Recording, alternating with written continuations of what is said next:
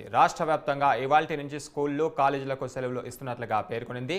ఆంధ్రప్రదేశ్లోని అన్ని స్కూళ్లకు 10 రోజుల పాటు హాలిడేస్ ఇచ్చింది. సెలవు రోజుల్లో తరగతులు నిర్వహిస్తే కఠిన చర్యలు తీసుకుంటామని అన్ని స్కూళ్లకు విద్యాశాఖ అధికారులు హెచ్చరికలు జారీ చేశారు. అయితే రాష్ట్రంలో సంక్రాంతి సెలవుల్లో స్వల్ప మార్పులు చోటు చేసుకున్నాయి. వాస్తవానికి జనవరి 16 వరకు సెలవులు ఉంటాయని ప్రకటించారు. కానీ ఆ తర్వాత మార్పులు చేసిన సర్కార్ ఈ నెల 9వ తేదీ నుంచి 18వ తేదీ వరకు రాష్ట్రంలో అన్ని స్కూళ్లకు 10 రోజుల పాటు హాలిడేస్ ఇచ్చింది.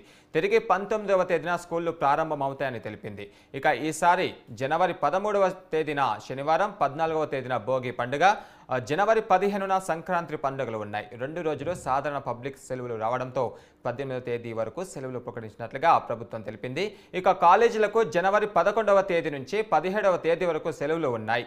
అలాగే మరోవైపు తెలంగాణలో కూడా జనవరి 12 నుంచి 17వ తేదీ వరకు స్కూళ్లకు హాలిడేస్ ఇచ్చింది ప్రభుత్వం. ఇక క్రమంలోనే మిషనరీ స్కూళ్లకు మినహా అన్ని స్కూళ్లకు ఈ సెలవులు వర్తిస్తాయని స్పష్టం చేసింది. కాలేజీలకు మాత్రం 13వ తేదీ నుంచి 16వ తేదీ వరకు ఈ సెలవులు తెలంగాణ ఇంటర్మీడియట్ బోర్డు ప్రకటించింది.